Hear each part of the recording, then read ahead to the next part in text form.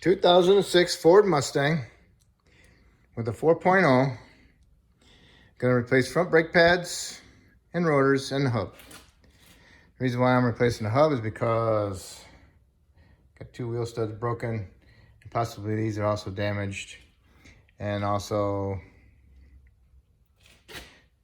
hard to find the correct wheel studs. But upon disassembly of the other side, I find out that the hubs are kind of rusted. They don't look too good. Get a proper brake job, you need to have a nice clean hub for the rotor to sit on nicely, and so it spins straight, you know, not going like that on the rotor, on the hub. If the rotor's going like that, then that transfers into your brake pedal and gives you a pulsation. So this has gotten 90,000 on it. It's time for new ones.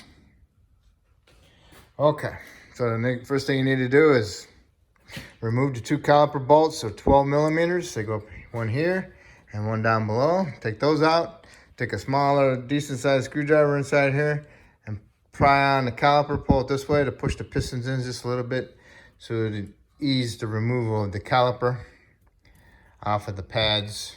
Okay. So basically what you're doing, you want to stick it in through here.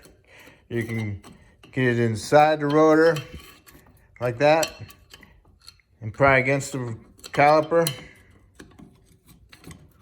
Get it in there. Stick it in there off to the side. Pry it just a little bit to push the pistons in that you can, and it allows you to pull the caliper off a little bit more easier. Okay.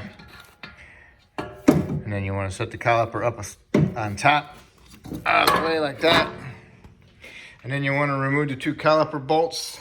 There's one here and one there, and those are a 15 millimeter. And they look like that. So you want to take those out so you can get the caliper bracket off. Once you get the caliper bracket off, you want to take the pads off and get the abundant clips out of there. And you want to clean this surface. Get all that rust out of there.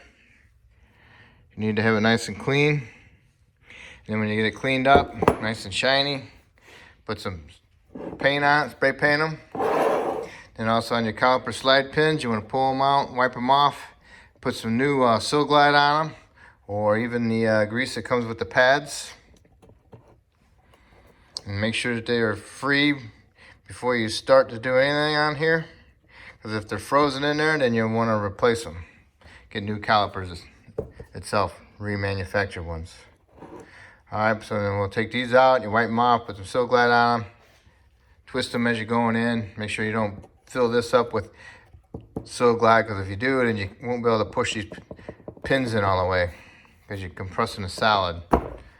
Alright, okay, caliper brackets off. Take the rotor off. If the rotor's frozen on there, then you'll need to hit it around the surface between the studs or even on the rotor itself, as long as you're replacing them. You can put some penetrating spray on them, that soak in a little bit.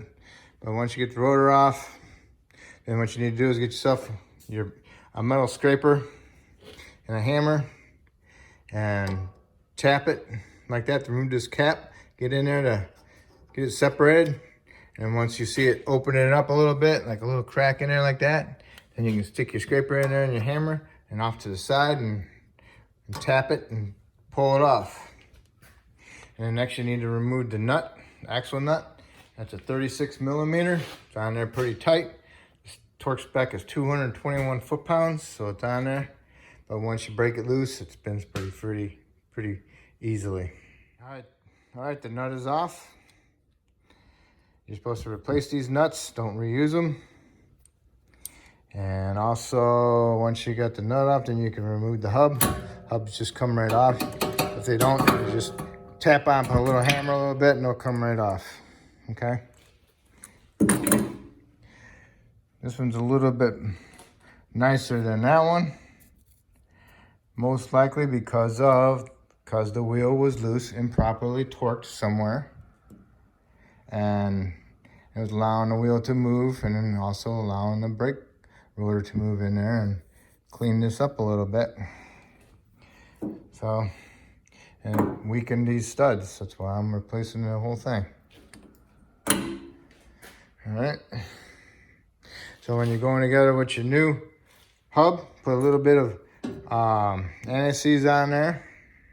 And then also you need to push your pistons back in on your calipers. Get your old brake pad and a C-clamp if you don't have a special tool to push them in. And put the old pad on here and put the C-clamp on it and tighten it up, and it'll push the pistons in. And just make sure that your line is not pinched somewhere to restrict the return of the fluid.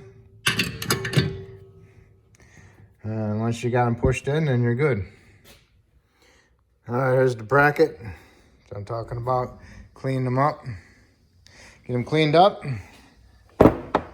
Put your Seal Glide inside the pins.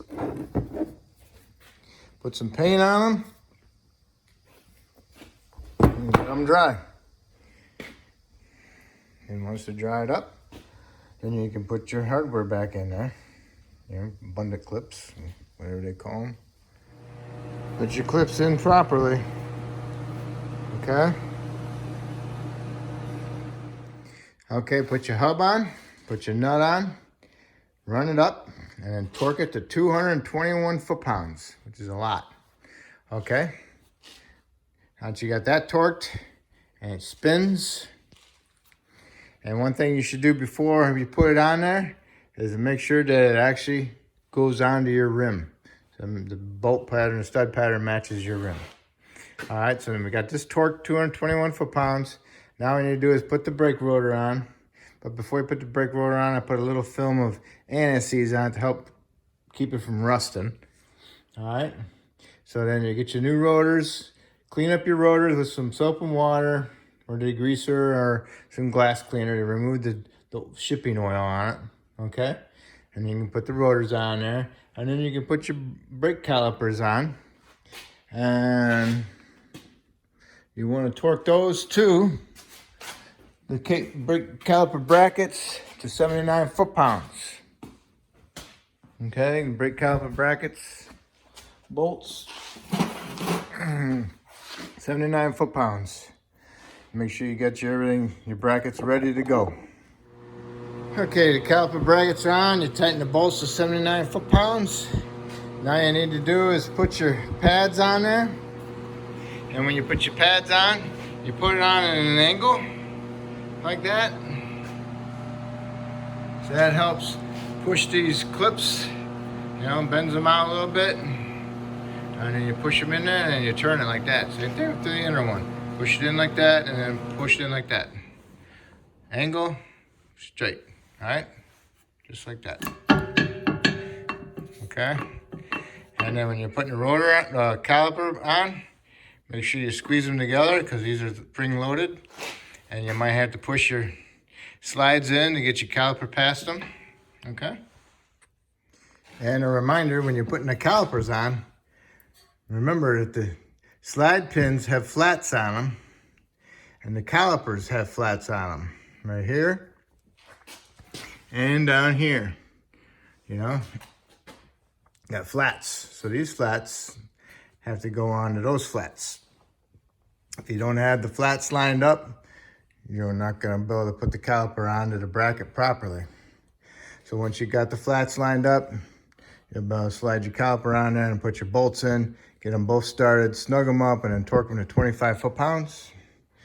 After you've done that, then you need to go over and put your cap back on right here. Tap it with a small hammer around the sides. You can even use a piece of wood, all right? Tap that on there and do the other side of the brakes exactly the same. It's just on the other side. And then make sure you do all your torques because you got 221, 79, and 25. All right. So then you can put your tires on, get your tires on, and you tighten your lug nuts up to 100 foot-pounds. Lower it down to the ground. Go and start inside the vehicle, start it up.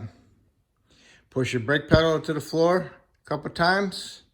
Make sure you got a good firm pedal. Shut it off, go underneath the hood. Double check your fluid level.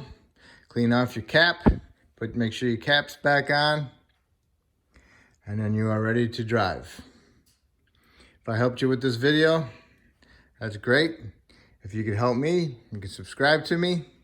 If you already did, I highly appreciate it. Thank you.